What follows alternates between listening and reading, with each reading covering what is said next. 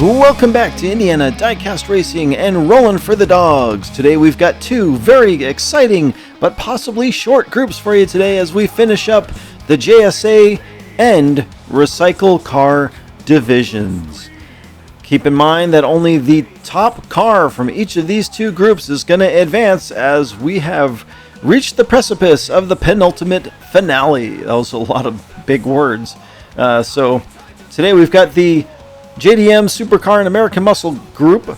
First up is Matteo Hoxolari from Arlo Racing in his 96-gram Dodge Viper, Dusty Miles from Milestone Diecast in a 99-gram Karma GS6, Tim Terwilliger from Arlo Racing in a 90-gram T-Bird, and Sarah the Moy from Arlo Racing, I don't know why I said the, in a 94-gram Acura NSX.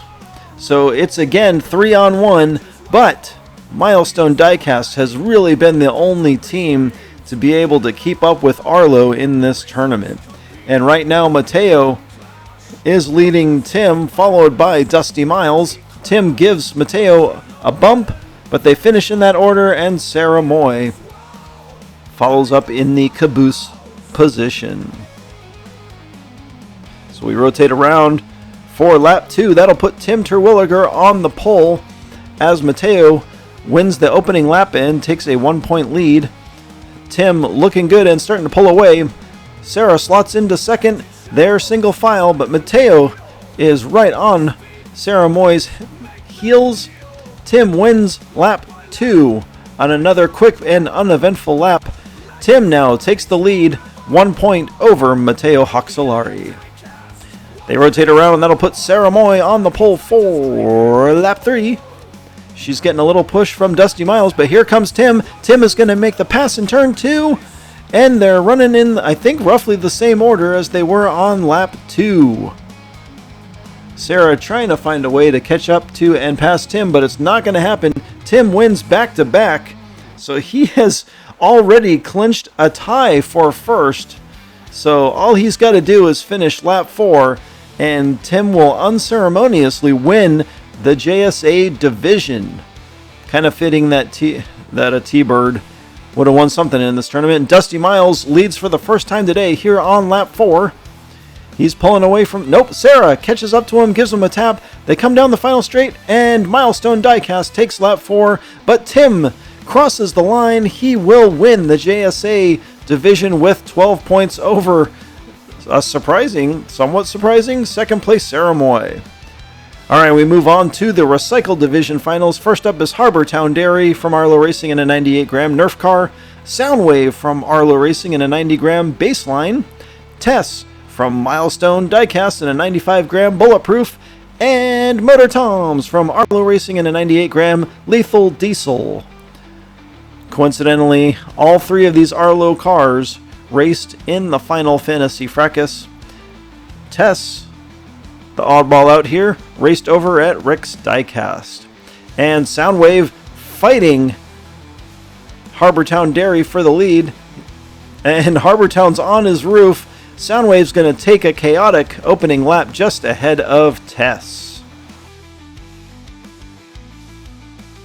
So it's another 3-on-1 scenario for Milestone Diecast. But man, if there's a car that has looked hot in this tournament the whole way through, I think it's Tess, honestly. And I love that casting. That Bulletproof is pretty sweet. But Soundwave takes the opening lap and the initial 1-point lead.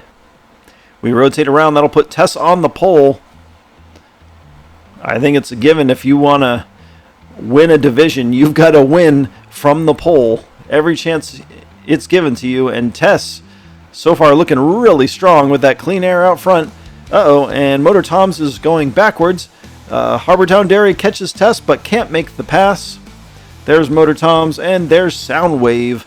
So after 2, Tess jumps up to a massive 2-point lead at the halfway point. Soundwave and Harbortown tied at 5 apiece. And Motor Toms has lost Tom.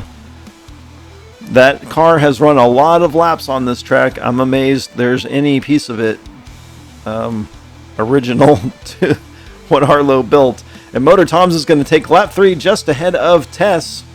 And so Tess extends her lead to 3 over Soundwave and now Motor Toms as Harbortown Dairy is falling behind.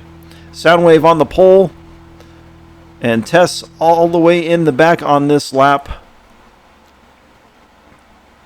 A DNF would be killer here. She gets in front of Harbortown Dairy, who's just, I don't know, his speed is dropping off or something. They come down the final straight, and it's going to be Soundwave, Motor Toms, Tess, and Harbortown Dairy in rapid succession. And Tess has done it! Someone has finally taken down the Arlo machine. Tess wins the most competitive division by 1 point. And there's our penultimate finale. It's going to be another 3-on-1 with Lord Vornia, Mateo, Tim, and Tess from Milestone Diecast. So when we come back, we'll see an amazing 8-lap penultimate finale for the overall Rollin' for the Dogs Championship.